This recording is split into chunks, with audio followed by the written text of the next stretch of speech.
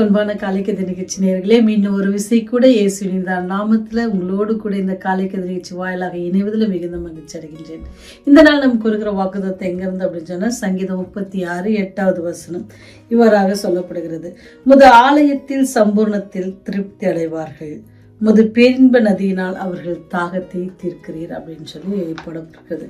முத ஆலயத்தில் உள்ள சம்பூர்ணத்தினால் திருப்தி ஆவார்கள் அப்படின்னு சொன்னா ஆசீர்வாதங்கள். திருப்தினாவே என்னதுன்னா எல்லா ஆசீர்வாதத்தோட எல்லா நன்மைகளோட சந்தோஷம் சமாதானம் எல்லாமே நமக்கு இருக்கிறதுல நம்ம திருப்தியா இருக்கிறது.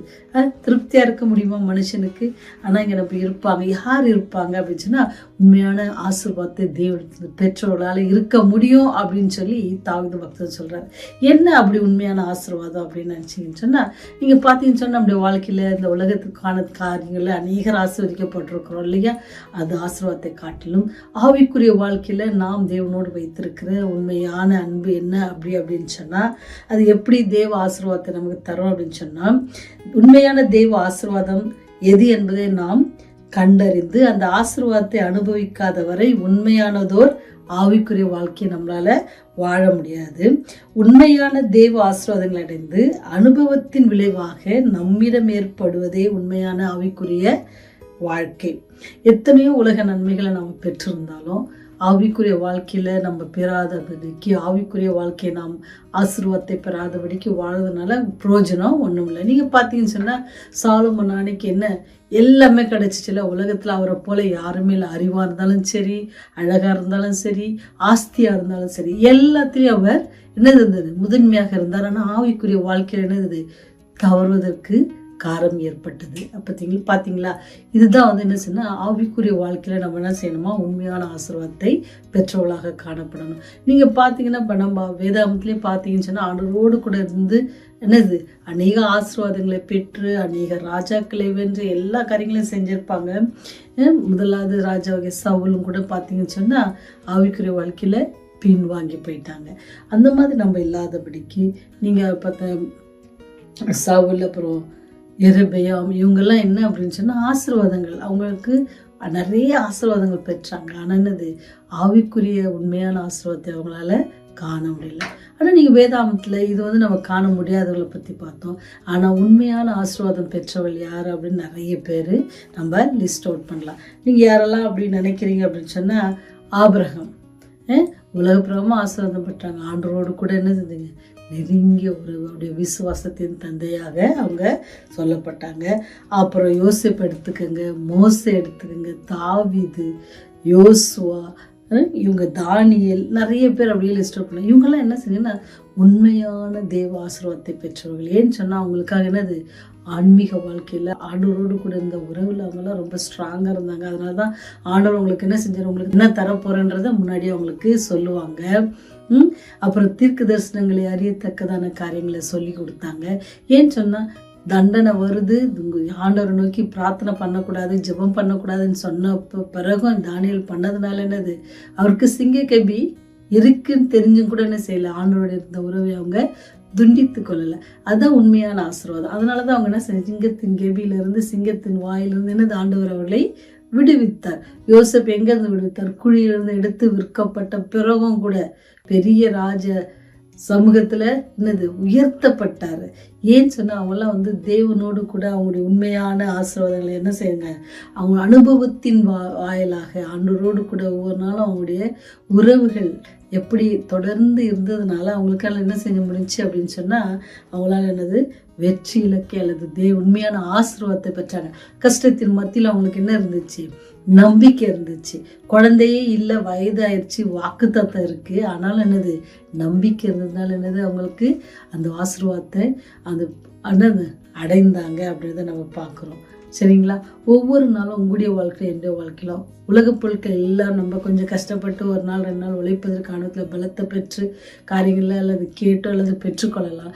ஆனால் ஆவிக்குரிய வாழ்க்கை அது நம்ம கிட்ட இருக்கு. நம்ம தான் என்ன செய்யணுமா, ஆண்டவர்கிட்ட ஒவ்வொரு நாளும் என்ன செய்யணும், நம்மை ஒப்பு கொடுக்கறது மாத்திரம் இல்லை, ஆண்டவரோடு கூட நெருங்கி ஜீவிக்கும்பொழுது நமக்கு கிடைக்கிற ஒவ்வொரு அனுபவங்கள், கஷ்டத்தின் மத்தியிலும், வியாதியின் மத்தியிலும், துன்பத்தின் மத்தியிலும், பண பிரச்சனைகளின் மத்தியிலும், எல்லாவற்றின் மத்தியிலும் கூட ஒரு சின்ன ஒரு சமாதானம், ஒரு நல்ல நித்திரை, இதெல்லாம் கிடைக்குது அப்படின்னு சொன்னால் நம்ம என்ன செய்கிறோம்? ஆண்டவர் சொன்ன மாதிரி உங்களுடைய கவலைகள்லாம் என்ன செய்யுங்க, என்கிட்ட ஒப்பு கொடுத்துருங்க, நான் என்ன செய்வேன், அதை நீக்குவதற்கு வல்லவராக இருக்குன்னு சொல்லியிருக்கிறவர்கிட்ட ஒப்பு கொடுப்போம் அப்படின்னு சொன்னால் அதுதான் என்னதுன்னா அந்த உண்மை, அந்த சின்ன ஒரு சமாதானம், ஒரு சந்தோஷம் இருக்கும் பார்த்தீங்களா, அதுதான் என்னென்னா உண்மையான ஆசீர்வாதம்.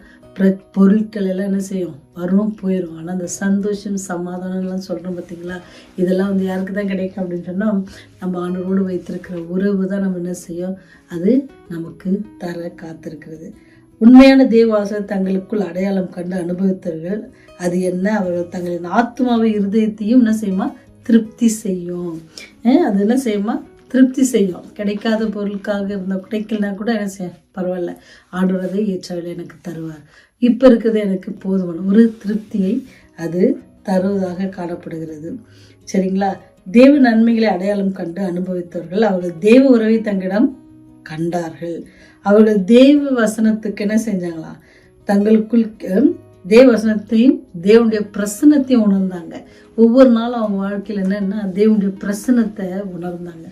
உண்மையான ஆசீர்வாதம் என்ன அப்படின்னு சொன்னால், நீங்கள் நான் நினைக்கிற மாதிரி பேங்க் பேலன்ஸோ அல்லது நல்ல பெரிய போஸ்ட்டோ அப்படி இல்லை, பெரிய உத்தியோகத்தில் பெரிய தலைமையான பதவியோ அது இல்லை. என்னது அப்படின்னு சொன்னால், நாம் ஆண்டவரோடு கூட இருக்கிற எல்லா சூழ்நிலையிலும் ஒரு சமாதானத்தையும் சந்தோஷம் தருகிறவர். அவர் சொன்னார், அவர் இந்த உலகத்தை விட்டு பரமேறி செல்லும்போது சொன்னது தான், நான் என்ன செய்கிறேன், உடைய சமாதானம், என்னுடைய சமாதானத்தை உங்களுக்கு தருகிறேன்னு சொன்னார். அந்த சமாதானத்தை நீங்கள் பெற்றிருப்பீங்கன்னு சொன்னால் அதுவே உங்களுக்கு உண்மையான ஆசீர்வாதமாக இருக்கும். எல்லாரும் கேட்பாங்கல்ல, உங்களை கூட பார்த்து நிறைய பேர் கேட்டிருப்பாங்க, எப்படி நீங்கள் எப்பவுமே சந்தோஷமாக இருக்கீங்க? நானோடு சிலரை பார்த்து கேட்பேன், எப்படி இந்த கஷ்டத்தின் மத்தியில் சந்தோஷமாக என்ன பண்ண? அதெல்லாம் டெய்லி லைஃப்பில் அதெல்லாம் வர வேண்டியதுதான், வரும் போகும், கடவுள் இருக்கிறாரு பார்த்துக்கொள்வார். அந்த மாதிரி வார்த்தைகள்லாம் என்ன செய்யுதுன்னா அவங்க தேவனை உண்மையாக பற்றி கொண்டிருக்கிறாங்கிறத நமக்கு காட்டுறாங்க.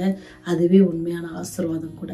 அந்த மாதிரியான ஆசீர்வாதத்தை நீங்கள் பெற விரும்புகிறீங்க அப்படின்னு சொன்னால் இன்றைக்கே எங்கள் முழங்கால் படிட்டு ஆண்டவர்கிட்ட சொல்லுங்கள், ஆண்டவரே இந்த உலகத்தின் பொருட்கள் மேலாம் எங்களுக்கு நோக்கல்ல, நீர் கொடுக்கிற சமாதானம், நீர் கொடுக்கிற சந்தோஷம் எங்களுக்கு போதுமானதாக இருக்கும் அப்படின்னு சொல்லி நீங்களும் நானும் ஜெபித்து ஆண்டவரிலிருந்து பெற்றுக்கொள்வோமா? அது உண்மையான ஆசீர்வாதத்தை பெறுவதற்கு ஆயத்தமாக இருக்கீங்களா? ஜெபம் செய்வோம்.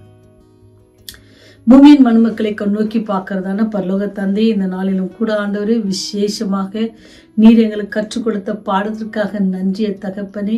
உண்மையான ஆசீர்வாதங்களை நாங்கள் பெற்றுக்கொள்ள கிருபை செய்யுங்க. ஆன்மீக வாழ்க்கையிலே உம்மோடு கூட இருக்கிற உறவில் நாங்கள் நிலைத்திருக்கவும் அது அதிகமாக நாங்கள் விரும்பி உண்மை நேசிக்கவும் எங்களுக்கு கிருபை செய்யுங்க. எல்லா சூழ்நிலைகள் மத்தியிலும் உண்மையே நோக்கி கூப்பிடுகிற பிள்ளைகளாக, உண்மையே நம்பி ஜீவிக்கிற பிள்ளைகளாக, எல்லா சூழ்நிலையிலும் உண்மையே நாங்கள் தேவன் என்று உணர்ந்து எங்களை காண்கிறவர், எங்களுடைய தேவைகளை சந்திக்கிறவர், எங்களுக்கு சமாதானத்தை சந்தோஷம் தருகிறவர் நீர் மாத்திரமே என்று சொல்லி உண்மை இந்த நாளில் ஏற்றுக்கொள்கிற ஒவ்வொரு நீங்கள் கண்ணோக்கி பாருங்க. அவருடைய பாவங்களை மன்னித்து, எங்களுடைய பாவங்களை மன்னித்தாண்டுடைய உங்களுடைய ராஜ்யத்தின் பிள்ளைகளாக எங்களை மாற்றி அள்ளுங்க சாமி.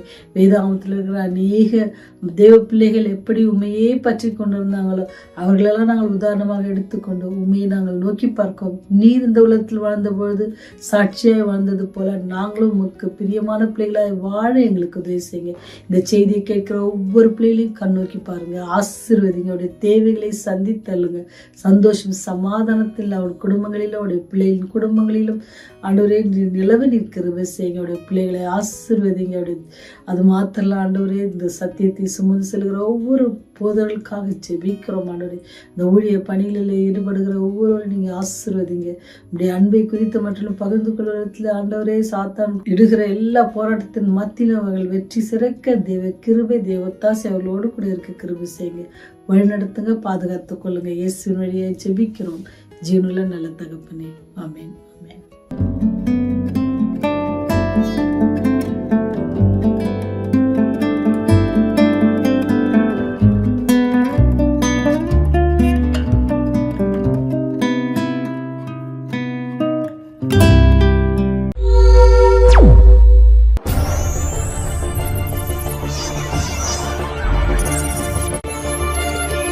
நீங்கள் பார்த்துக் கொண்டிருப்பது உங்கள் ரிவைவல் டிவி.